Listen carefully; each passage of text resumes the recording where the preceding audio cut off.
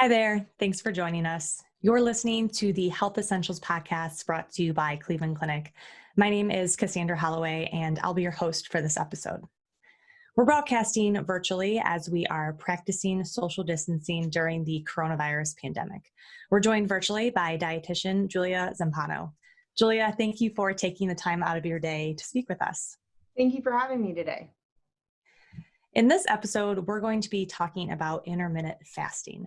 And when we say fast, we're referring to an eating style opposed to fasting for religious purposes. So today we're going to be talking to Julia about the pros and cons of intermittent fasting. Everything from what can you eat, when can you eat, and does it really help you lose weight? Before we dive into this episode, we want to remind listeners that this is for informational purposes only and is not intended to replace your own doctor's advice. And as a reminder, before starting any new diet program, you should always speak with your doctor first. So Julia, I want to start off by asking you how you're doing and if you'll tell us a little bit about what you do at Cleveland Clinic and what types of patients you see. I'm doing great today. Thank you for asking. I am a registered dietitian with the Department of Preventive Cardiology at the Cleveland Clinic. I primarily focus on cardiac patients, but also see patients that have risk factors for cardiovascular disease. So diabetes, high blood pressure, metabolic syndrome, obesity, renal issues, obviously weight, and then family history of cardiovascular disease are the primary patients I focus on. Great. So the whole gamut, it sounds like. Yes. So I feel like when most people hear the word fast, it doesn't exactly sound super appealing to most people if you are limiting, when you can eat and what exactly you can eat. But I know that there are so many people who rave about this eating style. So to start off, what is intermittent fasting? How would you explain the premise of it to someone? So intermittent fasting is just when you restrict your eating for a period of time. So it can be done in many ways. So fasting can be done by the amount of hours you're not eating in a day, if it's by days in the week, or it could also entail a caloric fast. So when we talk about fasting, is it absolutely no solid foods? Can you have some drinks on it? Kind of walk us through what are the general rules of intermittent fasting. So generally, fasting means that you should not be eating any solid food, and also not consuming any beverages that have calories. So coffee is an exception, and so is tea. They technically have 5 calories or less per serving, but no drink that actually has carbohydrate-based calories. So you can drink water, black coffee, and unsweetened tea. In some cases, you can have a small amount of cream in your coffee as long as it does not provide a substantial amount of calories or carbohydrates. What about, electrolyte drinks that if they have the zero carb, like you mentioned, are we allowed to drink like clear electrolyte drinks? Clear electrolyte drinks should be acceptable for that case, yes. It wouldn't inhibit the fasting process. Gotcha. Mm-hmm. And so what are some examples of intermittent fasting? I know we hear a lot about, the 16-8 rule or the 5-2 rule. Can you give us a couple different types of this eating style? Yes, there's 3 main most common types of intermittent fasting. First one being the alternate day fasting, where you alternate 1 day of eating, 1 day of fasting. Second being the 5-2 method, where you eat 5 days a week and you fast 2 days a week. And third being the time restricted eating, which is the most common, where you restrict your eating window to 8 to 10 hours and fast for 14 to 16 hours a day. And then when you are actually eating, whether, it's the alternate day fasting or the time restricted eating, what should you be eating? I know you probably can't go crazy and eat tons of junk food. So walk us through kind of what types of food we should be consuming when we're allowed to eat during this fast. So the foods that I recommend are the foods that we generally recommend for health. So grains, fruits, vegetables, lean protein, and healthy plant-based fats, minimizing junk food and snack food, focusing on whole foods, and minimizing beverages that contain calories and artificial sweeteners. So drinking mainly water. So just general eating, improving general eating habits, looking at this as a time and an opportunity to get slight and small improvements in your diet that can help support the increased benefits of intermittent fasting or time restricted eating or whatever method of fasting you choose to try. Sure. And so I want to talk a little bit about the benefits of intermittent fasting. I guess, why would someone choose to try this eating style? Obviously weight loss is a big one, but why else? What are other reasons people choose to do a fasting approach to dieting? There have been some good preliminary studies showing that fasting can drop levels of insulin. It can decrease aging and the progression of diseases over time. It can help symptoms of metabolic syndrome. So metabolic syndrome is a multitude of factors, including high blood pressure, elevated blood triglycerides or blood glucose, elevated waist circumference, obesity, and elevated bad levels of cholesterol. So there was a specific study that took patients that had metabolic syndrome and asked them to fast at least 14 hours, and then took a control group which ate unrestrictedly. And they noticed that the group that fasted at least 14 hours showed reductions in all of those risk factors. Their blood pressure came down, their waist circumference came down, blood sugars and triglycerides came down. So we see a lot of benefits from a fasting state, even if it's a slight form of fasting, because what happens is that our body shifts its form of metabolism. So generally, our body uses glucose as our main source of energy.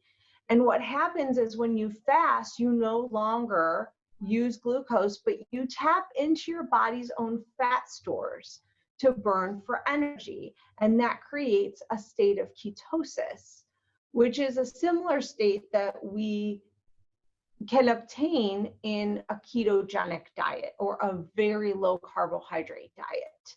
So this state of ketosis has been shown to decrease insulin levels, decrease inflammation, and has been shown to have multiple health benefits when done properly. That's really interesting about that study that you quoted. So can intermittent fasting be dangerous or not recommended for certain people? Certainly, we really advise against any form of fasting when it comes to patients who currently have an eating disorder or have a history of an eating disorder. These types of diets can stimulate the eating disorder, or if the eating disorder is, kind of in a stagnant stage and it's in remission, it can kind of regenerate some of those thoughts and behaviors. So we certainly want to avoid that, and any form of disordered eating, a history of disordered eating, and also in populations, of course, that are malnourished, that need extra calories, that may have, diseases or glycemic control issues that would require more frequent eating habits. With any type of diet change, specifically that might affect your medications or blood sugars, you always want to consult your physician before you start the diet. Make sure you get clearance and ask if there are any ways that you can adjust medication regimen to still be able to control all the current protocols that you're trying to do to control any disease states you might have.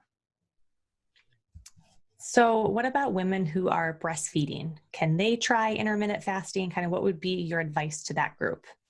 So women who are breastfeeding, their need for calories is greater, and it's feeding a different purpose. So typically with breastfeeding women, I do not advise towards fasting. Maybe in the later stages of breastfeeding. So if you're just, feeding in the morning and the evening and not being the primary source of your baby's nutrition, then you could probably play around with it towards the very tail end. And when you're, starting to transition off of breastfeeding, I think that would be a safe time to maybe play around with some fasting, but certainly not during the very active breastfeeding period where you're providing your baby's main source of nutrition. Makes sense. So I want to talk a little bit about intermittent fasting for people who are athletes or for people who are really active. I know I tend to work out really early in the morning, and I've tried intermittent fasting before, and it made me very sick, very nauseous, very just shaky because I'm so used to eating right after a workout. So what's your advice for people who, work out regularly, who aren't used to going these long stretches with no food? So, fasting is not for everybody. So certainly it could just be something that it's not for you. So it's okay to come to that conclusion, or maybe it's just not okay for you in this time frame with, maybe you have a fitness goal like running a marathon or doing an Ironman, or you're trying to meet other goals in regards with fitness, and the fasting just doesn't work with this other goal you're trying to set. And that's okay. So you can always table fasting for a later date and time. But if you still want to try it and you are doing more intense workouts, what you could do is create a fasting state. Start your fasting state earlier. So if the morning time is where you need to have food, try to create the fasting state, cut it out of your dinner, and try to fast more after dinner, eat a earlier dinner, eat a very large lunch, very light dinner, and try to create more of that fasting block in the evening as opposed to the morning. And another way you can approach it is fast on the days you don't work out. So, if you're working out 7 days a week, then obviously that's not going to be possible, but maybe you do take a 2-day break. So that's where you could create that fasting state those 2 days that you do not work out. That's really interesting to think about, just adjusting your eating window, because I know a lot of people will do like that 8 p.m. to like noon, and it's easier for someone to fast overnight while they're, sleeping. But yeah, it sounds like you can play around a lot with kind of your window and what works best for you and ultimately your lifestyle. Absolutely. You can create that window however you like. You can certainly, start the window at 3 p.m. and certainly still eat your breakfast at the normal time that you generally do. So it really has to work for you, and you want to adjust it and make it feasible. Someone who, expends a lot of energy throughout the day may need a different form of fasting where you do the 5 and 2 method. You could try that method, and the 2 days that you're not working out could be your 2 fasting days where you consume, it's generally no calories or 25% of your typical intake, which would be anywhere between like 300 to 500 calories a day. So certainly you could play around with it, and like I said, if you are getting some symptoms of like lightheaded, dizziness, nausea, that may not be the right plan for you, especially if you've tried it a couple times and those symptoms continue to redevelop. I would try fasting in a different way, meaning, try it at different timings, whole days, just try it in a different format where you could relieve or reduce some of those symptoms that you are getting from the fasting. And a lot of times we're not getting in, enough liquid, which could also be stimulating some of these symptoms. And then you mentioned the electrolytes, trying to replenish with some of those electrolyte drinks and seeing if that helps resolve some of those symptoms as well, especially after activity. So you mentioned some of the side effects, the headaches, the nausea, fatigue, that irritability. We always hear about like the hangry, which I think is very real. Will these side effects ever go away? Like, does your body ever adjust to eating like this? I think your body does take an adjustment. And now this is personal. So everybody adjusts differently. Everybody's body adjusts differently to changing metabolic states. So I think that you just have to be aware of your body and how long it takes to adjust and whether or not this is the right plan for you.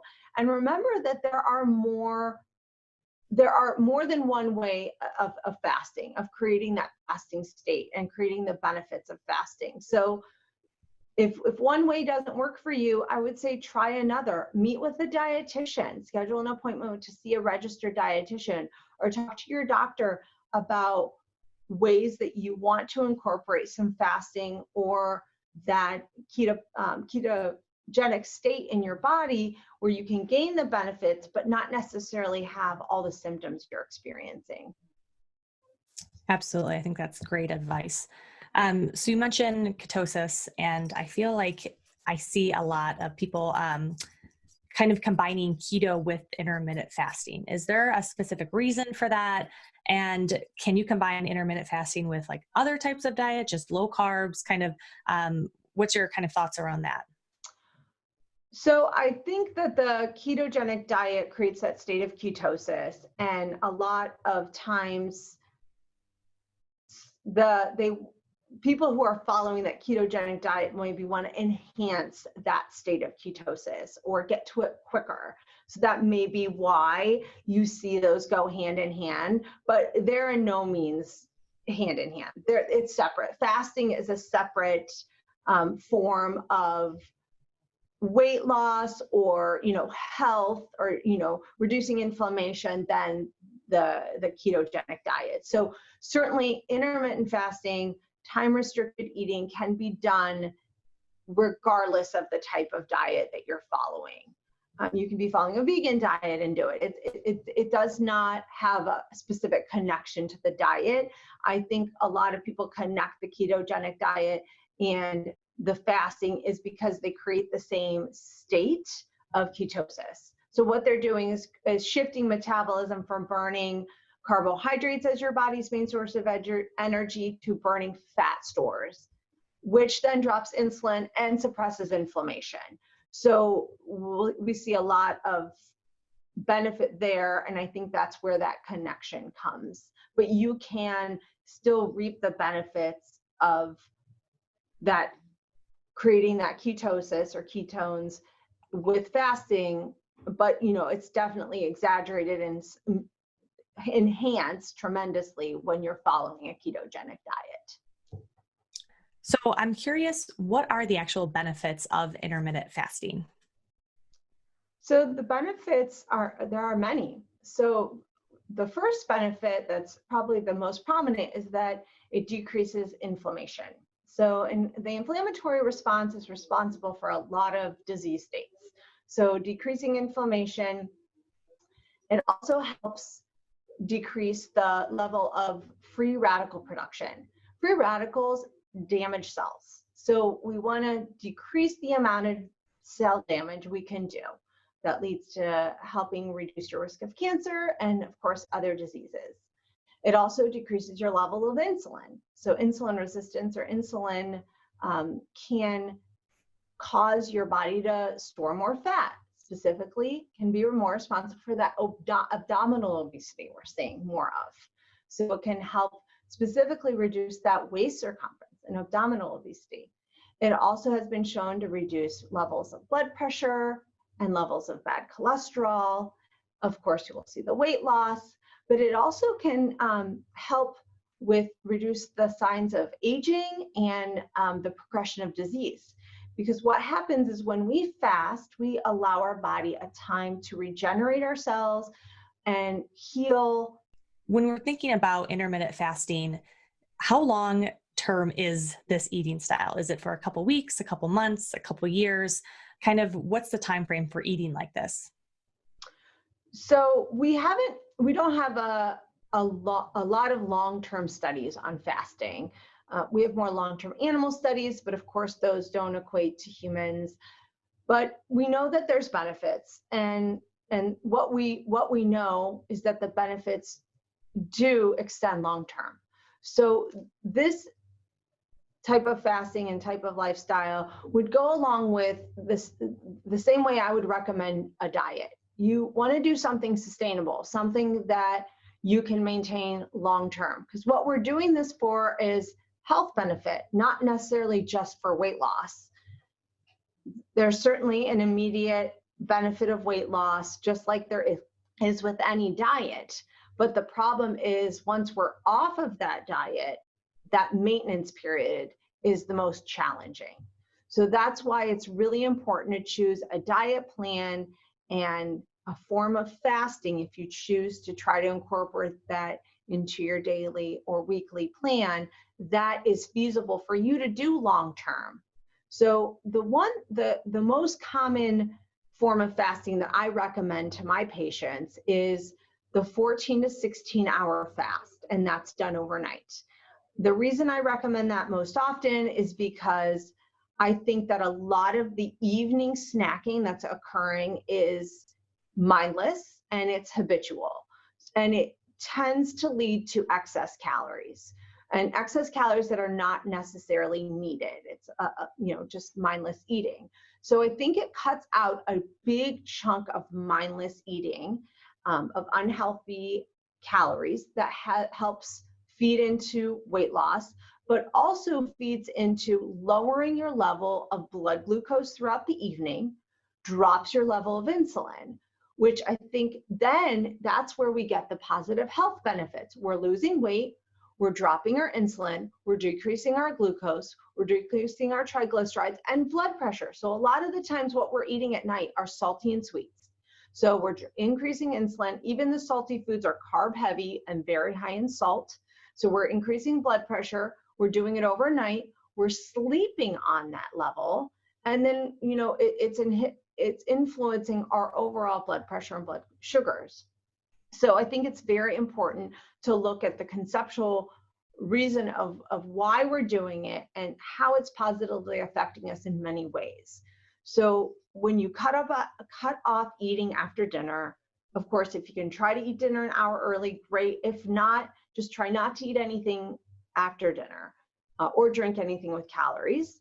And then see what you can do. Start there. And then in the morning, you can start with just eating your normal breakfast, because you're probably going to be more hungrier than normal because you're not eating after dinner. So then start with just eating your breakfast at the normal time. And then as your kind of body adjusts, which our bodies adjust quicker than we think. I think it's when we make drastic changes is when we have big effects. So as time goes on, start to push your breakfast an hour later, and then an hour later, until you can extend that fasting window to 14 hours at least. Research has shown that we create ketones anywhere between 8 to 12 hours in a fasting state. So when we fast 14 hours, we know we've created some form of ketones at that point. So 14 hours is really kind of a key that will get us at least some benefit there. 16 hours is a little bit of an increased benefit, but at least if you can go 14, I think you'll get benefit, even 12. So if you cut off eating at 7 p.m., it's just 7 a.m. That's a very realistic time, or 8 p.m. to 8 a.m. So I think making it realistic for yourself. And this does not have to be done every day. I almost always start my patients on 3 days a week of a fasting state of 14 hours to 16 hours overnight. That's generally the way that I like to begin the intermittent fasting for my patients, because I think it's the most feasible time and feasible method to incorporate it. Sure. I love that idea of kind of starting to ease into the program, starting for 12 hours first, and then kind of, if you could do that successfully, maybe 14 and then 16. And it's kind of not, jumping right in and getting overwhelmed or anything like that. You're kind of just like easing into it. I like that advice. And I also think that then you don't get those huge influx of symptoms. If you're fasting for 12 hours, there's 24 hours in a day. You do not need to be eating more than 12 hours in a day. Like, it's just, we weren't physiologically really, made to eat all day long. This is something that's evolved, as man has evolved and snack foods has evolved. And it's probably been more of a state in the last 50 years that we're eating all through the day and the night. So, we generally had, 3 square meals, maybe a snack, and that's it. So food availability has definitely created a problem for us. So I think that if you look back at how we are physiologically made to eat, I don't think we need to be eating all day. So, if your physiology is reacting to you not eating, it's probably because you've been in a state of eating so much throughout the day that it's just reacting to that. So if you slowly transition yourself into a better eating habit, then I think your symptoms will then improve. Yeah, that's really interesting. So the last thing I want to ask you today is kind of just your parting advice for listeners who are, listening to this episode. Maybe they're thinking about trying intermittent fasting. What are the top things that they should keep in mind before they begin? So top thing to keep in mind is that, number one, choose a way of fasting that will work for you. Choose a method that will work for your lifestyle. You always want to set yourself up for success. Number two is try to take this opportunity to also improve your diet. So try to take out maybe one snack food or unhealthy food you're eating on a regular basis, and try to take this opportunity to eliminate that food. And number three is to be kind to yourself. If for some reason you mess it up, just start again the next day. So it's a trial and error. Nobody's perfect. And we're all trying to figure out how to keep our bodies as healthy as possible, especially today, probably more than ever. So just be kind to yourself. There's a lot of uncertainty in the world and around us. And when you're just trying to filter through making yourself healthy, there's other things that influence how you eat, when you eat. So family, stress, lifestyle, work, whatever it might be. So just be kind to yourself. And if you mess up, just start right back up again, and don't give up on it. And if you need more help or more guidance, seek a health professional and have them be a tool and a resource for you to only be more successful in your health goals. I love it. That's great advice to end with. So thank you, Julia, for taking the time and sharing some insight about this eating style. I know you've shared a lot of really great information that I've found helpful, and I know our listeners will too. So thank you again. Oh, thank you. Thank you for having me, and stay safe. To learn more about working with a registered dietitian, visit clevelandclinic.org/nutrition therapy. If you want to listen to more health essentials featuring experts at Cleveland Clinic, subscribe wherever you get your podcasts from, or visit clevelandclinic.org/HE podcast. Also, don't forget to follow us on Facebook, Twitter, and Instagram at Cleveland Clinic, all one word, to stay up to date on the latest health news and information. Thanks again for listening, and stay safe.